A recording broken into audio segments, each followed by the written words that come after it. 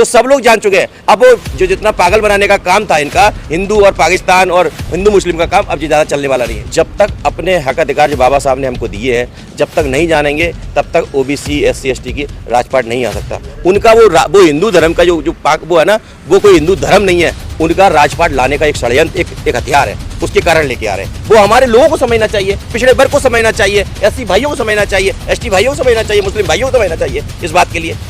देखिए, ये हिंदू मुस्लिम वाला ये जो कंसेप्ट जो RSS के द्वारा आया हुआ है, अब ये पिछड़े भी जान चुके हैं, दलित भी जान चुके हैं, आदिवासी भाई भी जान चुके हैं, किसान भी जान चुका है और हमारा युवा भी जान चुका है। लगातार पिछड़ों के साथ जो हिस्सेदारी के नाम पर उनके दमन हो रहा है, उनके लोगों को प्रताड़ित किया जा रहा है, उसका पूर्ण रूप से ओबीसी महासभा अपनी जन जागृति यात्रा के माध्यम से हम लोगों के बीच में जा रहे हैं और अपनी गुहार लगा रहे हैं कि तुम्हारा सच्चा जो मध्य प्रदेश में तुम्हारा पिछड़ों का दुश्मन है, ये भाजपा है, जो RSS है, ये बताने जा रहे हैं।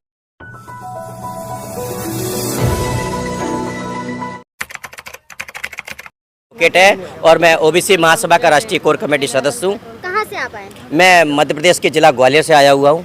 जी, मध्य प्रदेश में आप जो है कि ओबीसी महासभा की यात्रा निकाल रहे हैं, क्या उसकी रणनीति है? देखिए, 1931 के बाद आज दिनांक तक ओबीसी की जो जातिगत जनगणना है वो केंद्र की सरकार के द्वारा अभी तक उसको ना तो कराई ना वो कह रहे। इसको लेकर हम ओबीसी की जातिगत जनगणना मंडल कमीशन की सिफारिशों को लेकर एक ओबीसी अधिकार यात्रा चंबल संभाग ग्वालियर में 34 विधानसभा में हम लोग निकाल रहे हैं और हमारा स्पष्ट इस अधिकार यात्रा में स्पष्ट मांग है कि जो पिछड़ों के लिए जो हिस्सेदारी देगा हम उनके साथ हैं और यदि वो हिस्सेदारी नहीं देते तो निश्चित ही उनको घर बिठाने का काम करेंगे। सर, क्या लगता है कि ओबीसी महासभा यात्रा निकालने से आप लोगों का जो अधिकार है वो मिल पाएगा? देखिए, निश्चित ही अब हमारा समाज जागने लगा है और इस काम के लिए हम लोगों ने बुंदेलखंड में भी देखा, पूर्ण रूप से हमारी सक्सेस हुई, पूरी तरह से लोग आने लगे, अपनी बात को कहने लगे, जिसके कारण आज बात धर्म को लेकर कई बागेश्वर को, कई पंडाखोर को, ऐसे लोगों को लेके उसको दबाने का काम कर रहे हैं। तो कहीं ना कहीं पिछड़े वर्ग के लोग काम कर रहे हैं, इसके कारण तो धर्म को लेके आ गए ये लोग। तो इसके कारण हम लोग जन जागृति यात्रा चंबल संभाग में सामाजिक न्याय की यात्रा हम लोग निकालने जा रहे हैं। उसमें चाहे शिवपुरी, गुना, अशोकनगर, भिंड, दतिया, शिवपुरी, अशोकनगर, ग्वालियर और मुरैना, इसमें ये 8 जिले हैं, इसमें 34 विधानसभा, उसमें हर ब्लॉक पर हम लोग जन जागृति पैदल यात्रा निकाल रहे हैं और स्पष्ट रूप से हम लोग कह दिया, जो पिछड़ों की बात करेगा वही देश पर राज करेगा, वही प्रदेश पर राज करेगा। और शिवराज मामा ने जो अपने आप को मामा कहता है, जो अपने आप को पिछड़ा कहता है, उसको जिस प्रकार से 20 साल से जो भाजपा सरकार वहाँ बनी हुई है वो पूर्ण रूप से पिछड़ा वर्ग विरोधी है, आरक्षण विरोधी है।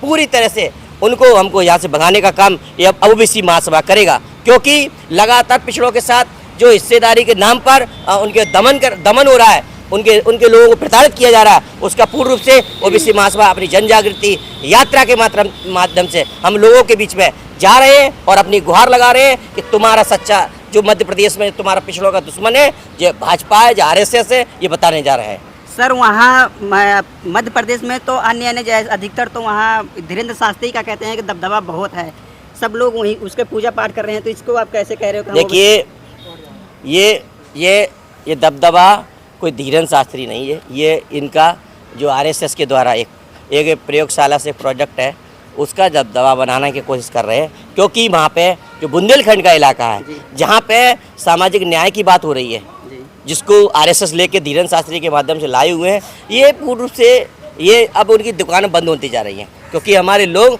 फुले अम्बेडकर में आते जा रहे हैं, बाबा कबीर में आने लगे हैं, जिससे वो अपने धर्म को लेके आ रहे हैं, जिससे वो जिस प्रकार वहाँ बहुजन की संख्या ज़्यादा है और बहुजन 12 बार शायद वहाँ हो चुके, यानी उनका राज्य हो चुका है, फिर भी आजकल यानी धीरेन्द्र शास्त्री पे ही सब ज़्यादा वो क्यों कर रहे हैं? देखिए, इसका कारण क्या रहा कि साहब जिस दिन से साहब गए हैं, साहब कांसीराम जी, जिन्होंने इस समाज को जगाने का काम किया, उनका एक नारा भी था कि काशीराम तेरी नेक कमाई और तूने सोती कौम जगाई।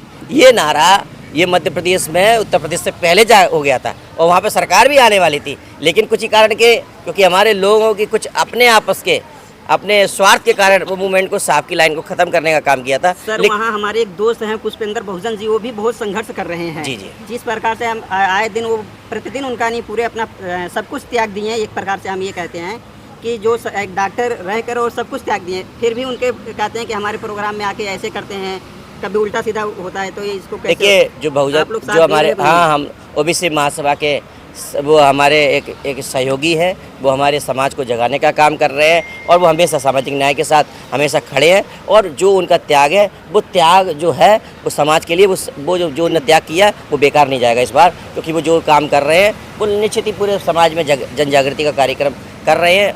और ऐसे लोग, कई लोग उनसे प्रेरणा लेकर वो भी उस टाइप का त्याग कर रहे हैं। सर भारत की राजनीति तो सिर्फ हिंदू मुस्लिम पर चल रही है, जब भी सरकार बनती है सिर्फ हिंदू मुस्लिम पर चल रही है और इसमें हमेशा वो कामयाब रहते हैं। इससे आप लोग कैसे निपटेंगे? देखिए, ये हिंदू मुस्लिम वाला ये जो कंसेप्ट जो आरएसएस के द्वारा आया हुआ है, अब ये पिछड़े भी जान चुके हैं, दलित भी जान चुके हैं, आदिवासी भाई भी जान चुके हैं, किसान भी जान चुका है और हमारा युवा भी जान चुका है। कि उसका कारण मैं बताना चाहता हूँ कि जब एट्रोसिटी एक्ट की बात आई तो ख़त्म करने वाले कौन लोग थे? वो आरएसएस था। दलितों को पता चल गया, हमारे लोगों की शहादत हुई दलित भाइयों की, वो भी किसने कराई? वो आरएसएस भाजपा ने कराई। अभी मणिपुर में जो हमारे लोग, हमारे भाई हैं, जो आदिवासी भाई हैं, उनको भी पूरी तरह से हत्या की गई, वो भी समझ चुके हैं। और जो किसानों को जो अपमानित किया गया, जो खालिस्तान के नाम पर उनको कितने 700 अपने शहीद हुए, वो भी जान चुका है। और युवा तो वैसे ही जान चुका है कि वो आज वो ना बीक का कटोरा लेकर रोड पे घूम रहा है।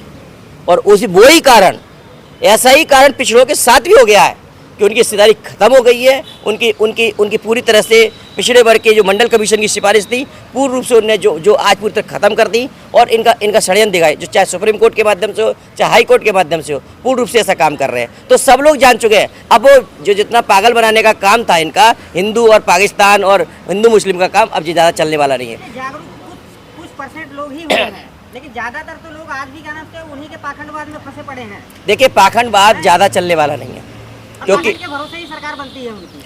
हमारे लोगों ने जिस प्रकार से आज धर्म की बात कह के ये लोग पाखंडवाद के नाम पर कर रहे हैं।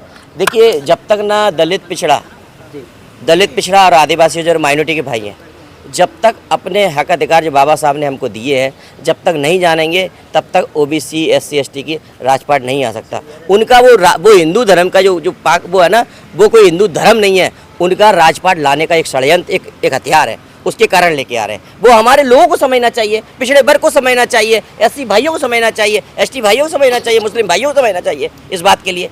लेकिन सर एक मिनट सर, यही समाज जो है हजारों रुपए की कावड़ लेकर जाता है, लेकिन 100 रुपए की गुलामगिरी की किताब घर में नहीं रखता बच्चों को पढ़ाने के लिए। हाँ, निश्चित ही ये बात सही है, लेकिन ना अब जो हमारे युवा साथी हैं वो उसको पढ़ रहे हैं और उसको समझ रहे हैं कि वो बोलते नहीं है क्या, जो बुद्ध ने दर्शन दिया था, पहले जानो फिर छानो तभी मानो, वो दर्शन अब दोबारा आने लगा है।